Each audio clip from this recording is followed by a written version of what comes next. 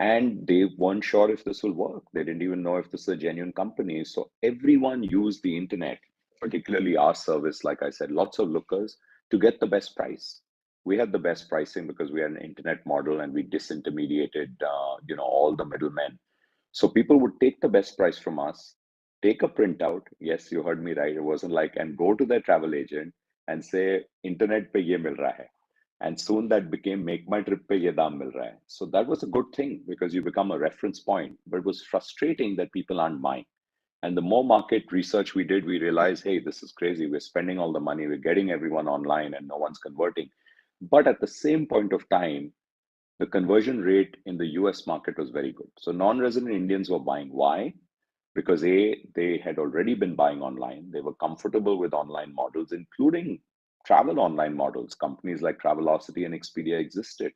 And there were many protections there, I think, for consumers, like the Better Business Bureau. If a company was a fraud and took your money, then you could always kind of protest it and get your money back. You could stop it on your credit card. Indian consumer wasn't that aware that you can contest a charge here, etc.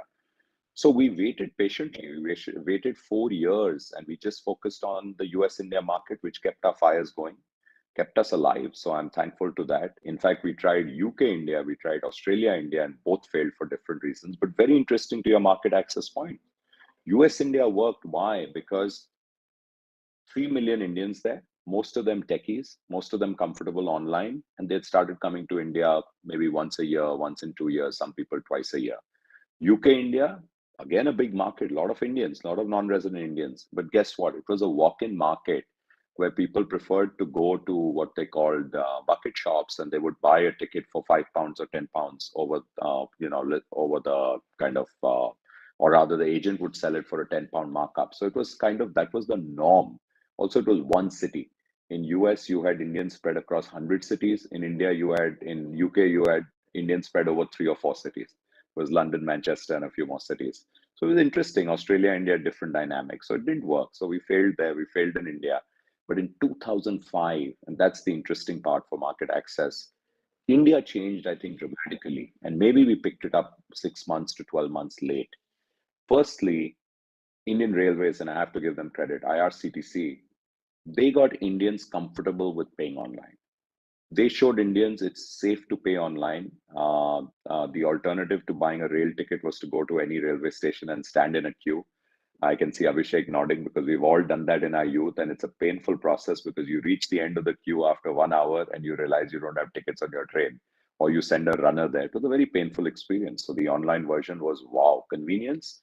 Yes, this is a government enterprise. It'll be safe when people start paying online. The second thing, which was a game changer for us, was the advent of low cost carriers.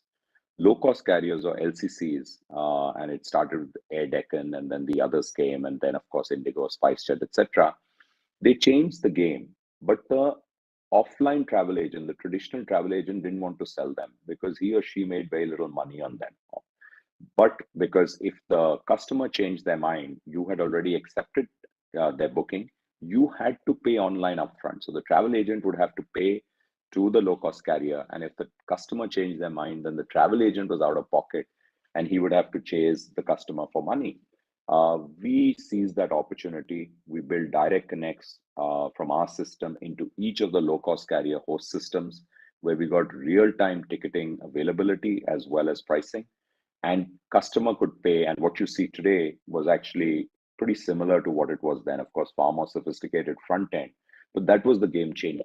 I think we seized that opportunity. We were the pioneers, and then the rest, as they say, is history. From 2005 to 2010, when we IPO'd on NASDAQ, we grew 25x. So that was a tremendous, tremendous growth period.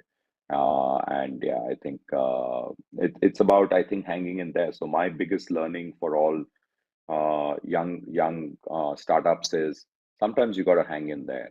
And people give up too early. Markets sometimes take time to open up. Today, of course, you've got capital to open up markets, which is great. You can accelerate the opening up, but don't forget the most important metric. People tend to, if I can just digress a little bit, people tend to focus a lot on cost of customer acquisition, which is very important, definitely. conversion ratios, which is from getting someone to finally converting, so all at every step of the funnel. But the third one is which people tend to forget, and I think it's one of the most important metrics, which is repeat rate. Please don't forget your repeat rate and your unaided repeat rate. When you're not giving incentives or discounts, do people come back to your product service because they liked it and had a good experience? If you keep this third one also very, close to your heart, these three metrics, then you're in a good space. Interesting. In your last point, you just mentioned or you just pressed upon the point on trust. As a startup, when you're just hitting the market, you're trying to get your product market fit in place. How do you see the establishing or creating a brand which is unique and in the process establishing trust in their prospects? Yeah, it's a tough one, Abhishek. Trust is built over time, or rather, trust is built over multiple experiences. Uh, One interaction to build trust is hard unless you have a phenomenal interaction. In fact, here's the ironical thing about trust. If you have a poor experience and the company is there to take care of it and make it better for you, your trust would might be built even faster. So it's ironical because if something goes wrong, not due to you, but the customer realizes. We were chatting just before this panel with our host with Nikita, and she was saying her parents were flying out. They were going to the airport, and suddenly, the flight was cancelled because a lot of the crew tested positive for COVID. That's happened a lot. Now, if they had an agent at that point of time, idly online and idly make my trip, and they could push a few buttons, and they could find an alternative, or they could speak to someone. They're all set to go. They're at the airport. Most importantly, today they have their tests, they have negative test results, they don't have to test again. But someone could get them onto another flight that night, and maybe someone did. Then imagine their trust and the loyalty that they built with that travel company. So when you're in a spot, if someone can bail you out and help you, you can build tremendous trust. Now, you can't take people into a spot, of course. The other way of building trust is laborious, it takes time, but there is no substitute for multiple good experiences. And every next good experience you have, let's say it's e-commerce, and without taking names, let's say you're a regular buyer, and during the pandemic, all of us have obviously bought online, and Indian market has rocketed from 125 million people buying online to double the number. So it's again ironical. It took a pandemic for India's internet moment to come, but it's here, and I think the next decade, if not more, is India's. But now coming back to e-commerce, you do one transaction, your first transaction online. I don't know how many of you remember it, and our young people will don't even treat it as anything unique or different because it's second nature. But for a lot of people, let's say over a certain age, it's a big deal. I see it with my parents when they made their first online transaction. They were really worried if this will happen or not. And they said, oh, this worked. And there was trepidation, there was nervousness till the product came, everything was fine. The second time, they were a little bit more relaxed. The third time, they were converts. And then they start choosing now, hey, I like this particular place to buy medicines. I like this particular place to order this, etc. They might take much longer online. And I'm saying they, it's largely my father buying online, but he has his choices of what works and what doesn't, basis his experience. And I can keep telling him that, listen, this is a better place to go. He says, no, I'm very happy with this because his experience has been good. Now he has much more time and patience. My experience might be entirely different where I'm looking at zip, zap, zoom. This is what I want done. I mean, for me, it's transactional. I want minimum friction. And for me, I'm very bothered about the last mile of delivery.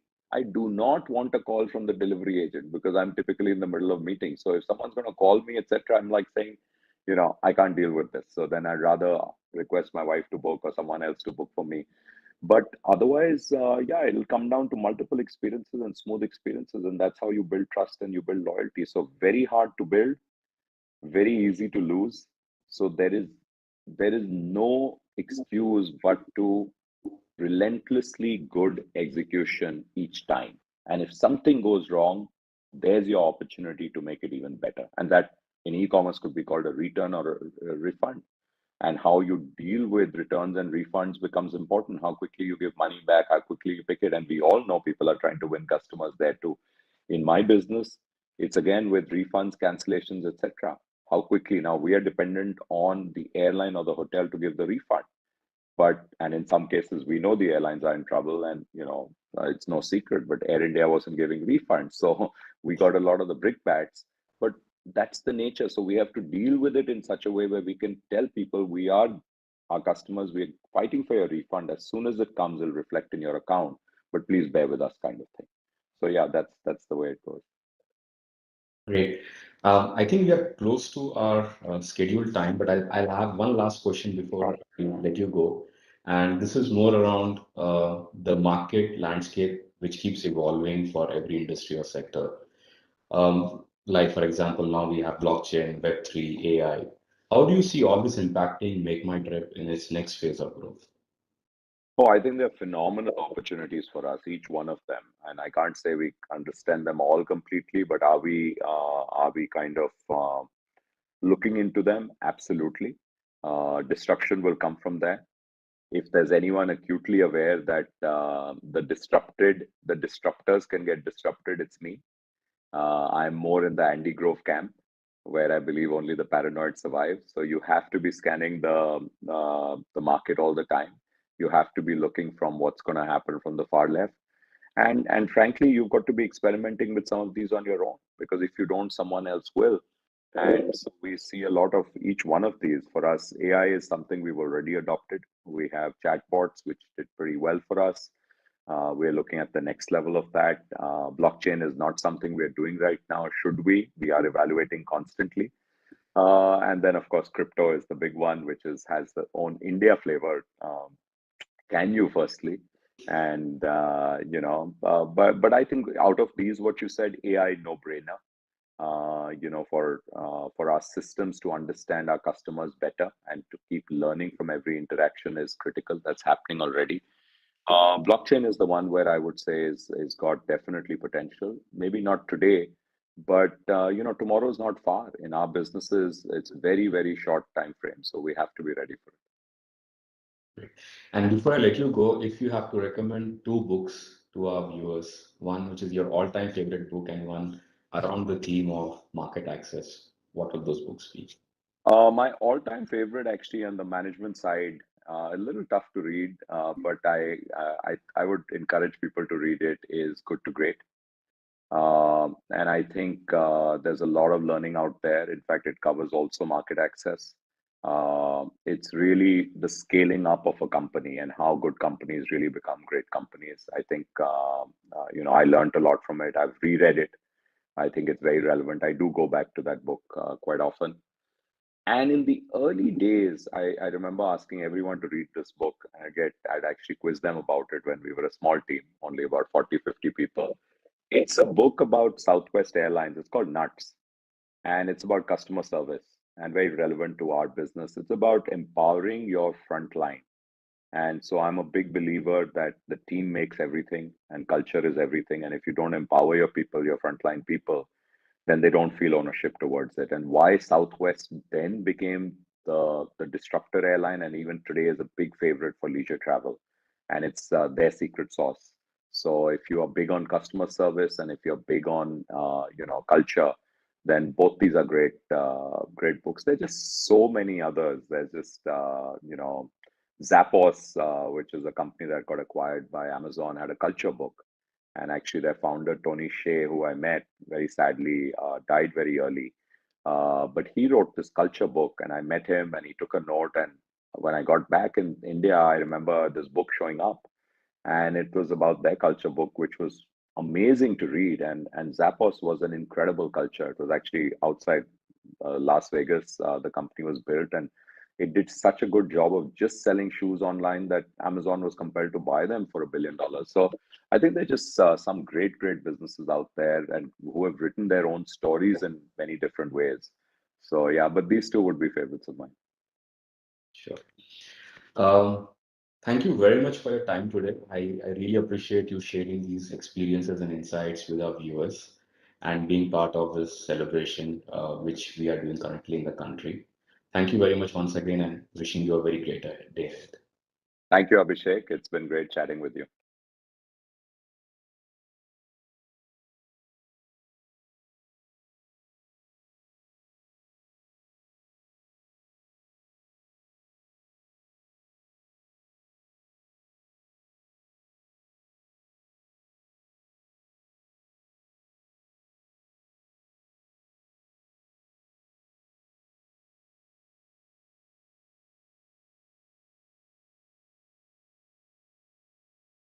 Great. Thank you so much. Thank you, Mr. Kara, for taking out the time today. And honestly, thank you for your candid outputs. I especially loved the discussion on how Make My Trip actually came to be the name, and